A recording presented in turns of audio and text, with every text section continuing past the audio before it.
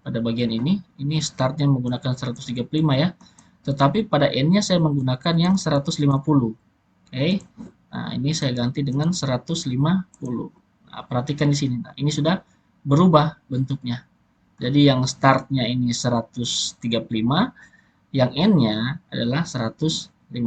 Ini cukup mudah bagaimana cara kita membuat hook di Revit. Nah, yang penting kita harus pahami dulu sistem kerjanya. Jadi kalau kita tidak melakukan loading terhadap database di awal, itu tidak akan muncul. Tetapi kalau kita sudah buat loading rebar shape database di sini, nah kita bisa melakukan kopian terhadap hook, baik hook start maupun hook end.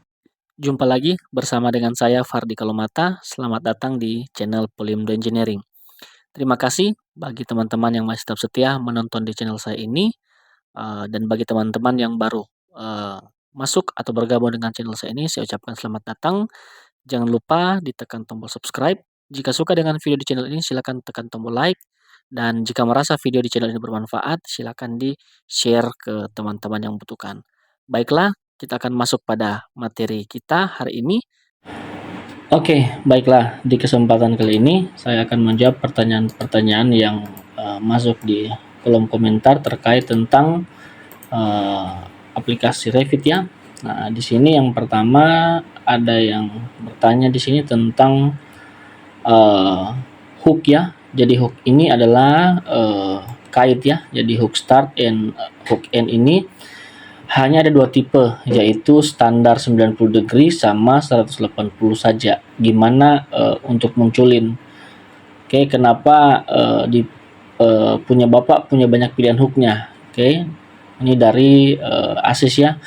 Kemudian di sini ada pertanyaan juga terkait spesifikasi ya. Jadi komputer saya memorinya RAM-nya 4 GB, apakah masih bisa mengoperasikan software Revit?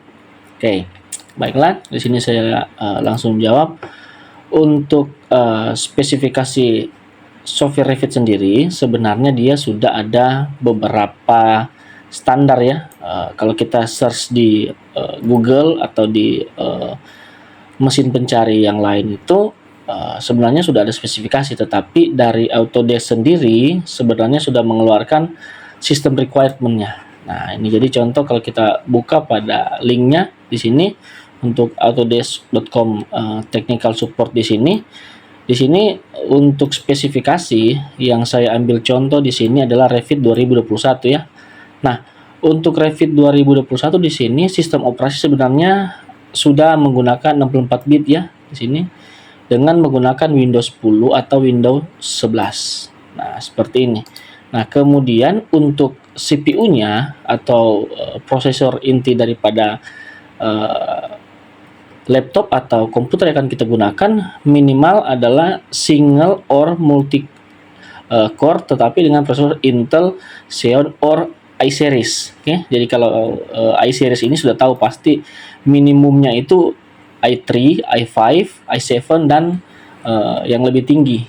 Nah, kemudian highest affordable CPU speed rating recommended, atau di sini dengan CPU dengan kecepatan yang tinggi itu sangat direkomendasikan ya. Nah, kemudian untuk memori di sini digunakan langsung dimintakan atau distandarkan adalah minimumnya adalah 8 GB. Oke, jadi di sini kalau pertanyaan saya punya komputer saya memorinya RAM 4 GB. Nah, kemudian apakah masih bisa mengoperasikan Revit? Berdasarkan pengalaman saya sebenarnya masih bisa ya, tetapi mungkin untuk pekerjaan-pekerjaan atau pada bagian-bagian komputasi yang berat itu akan sangat susah atau akan mengalami sedikit kesulitan karena kapasitas memori ini sangat menentukan dari kinerja prosesornya. Oke, jadi di sini 8 GB. Kemudian untuk resolusi di sini maksimumnya bisa sampai ultra high ya atau 4K ya di sini, sedangkan untuk minimumnya adalah 1280 kali 1024 with a true color. Nah, selanjutnya untuk disk space atau kapasitas penyimpanannya di sini minimum 30 GB. Kemudian di sini untuk net frameworknya di sini harus yang sudah 4,8 atau yang lebih di atasnya. Nah, seperti itu. Selanjutnya untuk konektivitas di sini sudah harus ada dengan internet license registration for prerequisite component download. Jadi di sini nanti kita harus menggunakan koneksi berupa internet yang mempunyai lisensi untuk download, yang artinya punya kecepatan yang tinggi ya. Kemudian video adapter juga di sini harus menggunakan Direct11 ya. Nah, di sini. Kemudian di sini juga kalau kita lihat untuk browsernya menggunakan Microsoft Internet Explorer yang nomor 10 atau lebih tinggi. Nah, ini adalah spesifikasi-spesifikasi yang perlu perlu diperhatikan ketika kita mau menggunakan software Revit. Artinya ketika misalkan kita mau menyesuaikan kemampuan RAM kita, mungkin ini bisa di-upgrade dulu, kita tingkatkan RAM-nya, atau untuk spesifikasi Revit-nya kita turunkan. Nah, kalau saya tidak salah itu di Revit versi yang lebih di bawah, contoh di Revit 2020 dan 2018 itu sepertinya masih bisa menggunakan RAM yang 4 GB. Tapi dicoba saja seperti itu. Ini untuk pertanyaan yang pertama soal kapasitas. Jadi di sini bisa masuk ke Autodesk ya, di autodesk.com support technical. Di sini kita bisa lihat untuk setiap versi Revit yang mau kita gunakan, kita harus melihat requirement sistem minimum requirement yang dibutuhkan oleh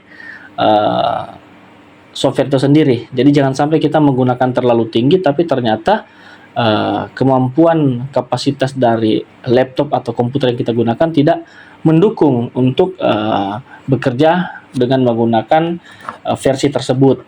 Nah, demikian. Selanjutnya yang kedua di sini ada pertanyaan juga tentang hook ya, tentang kait. Nah, di sini saya jelaskan. Oke, untuk hook itu pada prinsipnya seperti ini ya. Jadi kalau saya buat file, saya ke new, ini project, ini benar-benar baru ya. Jadi tidak menggunakan template atau library ya. Di sini saya gunakan metric ya untuk structural template. Oke, ini saya klik OK. Nah, yang perlu diperhatikan adalah langkah awalnya. Nah, jadi perhatikan pada bagian kiri di sini ya. Nah, pada bagian ini pastikan kita bekerja di structural plan. Nah, seperti ini yang pertama. Nah, seperti biasa ini saya buat contoh, kita buat grid dulu. Oke, seperti ini. Ini grid 1. Saya create similar di sini. Seperti ini ya. Nah, grid 2, kemudian ini saya buat namanya jadi A ya. Ini saya create similar lagi untuk kita buat yang B ya di sini. Nah, seperti ini. Oke. Di sini saya coba masukkan structure, oke. Kemudian saya gunakan beam ya. Nah, untuk beam ini saya gunakan balok yang ukurannya 30 kali 60 saja. Nah, ini saya place seperti ini contohnya. Ini contoh saja ya. Nah, saya lakukan potongan seperti ini. Nah, ini saya lihat klik kanan, go to view. Nah, kita perhatikan di sini. Nah, pada tampilan ini sebenarnya untuk Revit secara default standar dia sudah punya library ya. Nah, seperti ini. Oke. Nah, ketika saya mau buat rebarnya seperti ini, nah dia akan meminta seperti ini ketika baru digunakannya. Nah, ini rebar seperti ini. Nah, di sini saya dimintakan untuk di sini bahasanya rebar shapes definition will include hook and will ignore end treatment. Oke. Nah, jadi di sini sebenarnya di sini sudah Revit itu merujuk ke database-nya. Nah, di sini juga lanjutannya, this option can be changed under reinforced setting and should be set before adding any rebar element to the project. Nah, artinya di dalam setiap project baru yang kita buat ini Revit mereferensikan rebar database shapes-nya ini untuk digunakan. Nah, ini kalau bahasanya di sini kan ini jelas sekali di sini include ya. Jadi dia include dengan hook. Nah, ini yang selalu miss ya bagi sebagian orang. Ini definition will include hook di sini. Nah, ini sudah ada database-nya. Nah, sekarang kita klik OK untuk memunculkan database-nya dulu. Kita klik OK di sini. Nah, nanti akan muncul seperti ini. Ini database-nya. Oke. Nah, seperti ini mulai dari M0 sampai yang paling terakhir di sini adalah MT9 ya. Nah, seperti ini. Nah, kita masukkan contoh untuk tulangan gesernya. Di sini saya masukkan rebar MT1 dulu. Nah, seperti ini. Kita placement seperti ini. Oke. Nah, kita klik. Oke, seperti ini. Kemudian kita buat find ya. Nah, untuk database-nya, oke, di sini sudah ada ya. Jadi ketika kita klik seperti ini, nanti di bagian kanan layar ini dia sudah ada pilihan seperti ini. Oke, untuk geometrinya shape driven, kemudian stylenya stirrup slash tie ya, ties ya. Di sini pengekang ya. Nah, di sini kalau kita klik seperti ini, di sini langsung merujuk kepada seperti ini. Nah, tetapi di sini kita tidak bisa membuka. Artinya di sini sudah dikunci ya untuk bagian ini. Ini saya seperti ini. Dia sudah dikunci, di lock. Artinya ini Revit mendefinisikan sebagai bagian elemen stirrup atau pengekang atau tulangan geser ya, bagian ini ya. Nah, seperti ini. Nah, jadi di sini otomatis. Nah, bagaimana jika dia tidak ada? Nah, ini kalau saya klik seperti ini, di sini kan ada pilihan, ada 90, 135 yang ties, sama stirrup yang 135 untuk seismik. Nah, bagaimana jika dia tidak ada database-nya seperti ini? Nah, cara buatnya sebenarnya cukup mudah. Di sini saya contoh buatkan di sini stirrup yang tidak ada. Misalkan di sini saya mau buatkan dia katakanlah 150 derajat ya di sini. Nah, oke, caranya kita masuk melalui family di bagian kiri bawah. Nah, di bagian kiri bawah di sini kita masuk melalui family. Oke, di sini ya. Nah, di sini kita buka. Oke. Kemudian kita cari yang namanya di sini adalah rebar shape ya di sini. Jadi kita lihat di sini structural rebar, oke, pada bagian ini. Ini kita buka, oke. Nah, kita cari. Nah, di sini ada end treatment, ada rebar bar, ada rebar hook sama rebar shape. Nah, yang perlu kita buka adalah bagian yang ini, oke, adalah bagian rebar hook di sini. Nah, seperti ini. Oke, saya buka rebar hook seperti ini. Nah, kita lihat di sini hanya ada 3 jenis seperti yang tertera pada parameter di sini ya. Ini kalau saya klik seperti ini, di sini tersedia 3 jenis ya. Jadi 90 derajat, 135 yang biasa sama 135 yang seismik. Nah, akan sama dengan family pada project browser saya di samping kiri ini. Nah, cara menambahkan adalah kita klik kiri kepada objek yang mau kita tambahkan. Kemudian kita klik kanan, kemudian kita duplicate di sini ya. Oke, kita duplicate seperti ini.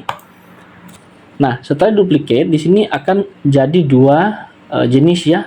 Di sini kalau saya perbesar seperti ini yang 135 derajat dengan copy ya. Nah, ini bisa kita rename di sini. Ini kita ganti misalkan jadinya 150 derajat ya, atau 150 degree. Nah, di sini singkatan di 150 degree. Kemudian setelah itu saya klik, kemudian kita type properties ya di sini. Nah, perhatikan di sini.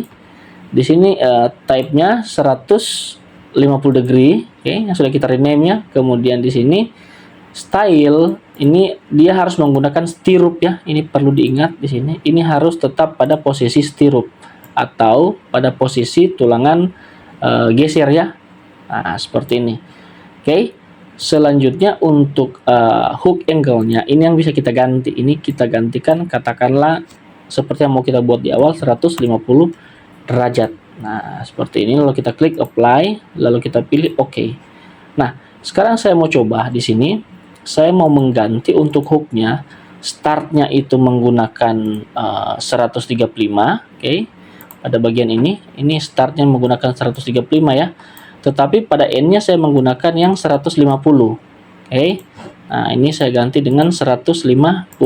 Nah, perhatikan di sini. Nah, ini sudah berubah bentuknya.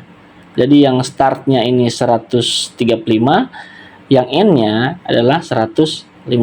Ini cukup mudah bagaimana cara kita membuat hook di Revit. Nah, yang penting kita harus pahami dulu sistem kerjanya. Jadi kalau kita tidak melakukan loading terhadap database di awal, itu tidak akan muncul. Tetapi kalau kita sudah buat loading rebar shape database di sini, nah kita bisa melakukan kopian terhadap hook, baik hook start maupun hook end. Di sini untuk rebar shape-nya juga ada banyaknya. Ini bisa kita duplicate juga ya. Nah, bagaimana cara kita untuk mengedit baik end treatment-nya, rebar bar-nya, rebar hook maupun rebar shapes-nya. Nah, itu penjelasan singkat dari saya bagaimana cara kita untuk membuat hook start dan hook end dengan sudut yang berbeda-beda pada database Revit. Jika merasa tutorial bermanfaat, jangan lupa di like, share bagi yang membutuhkan, dan jika masih ada pertanyaan, silakan tinggalkan pesan di kolom komentar. Akhir kata dari saya, sampai jumpa di tutorial video selanjutnya. Terima kasih.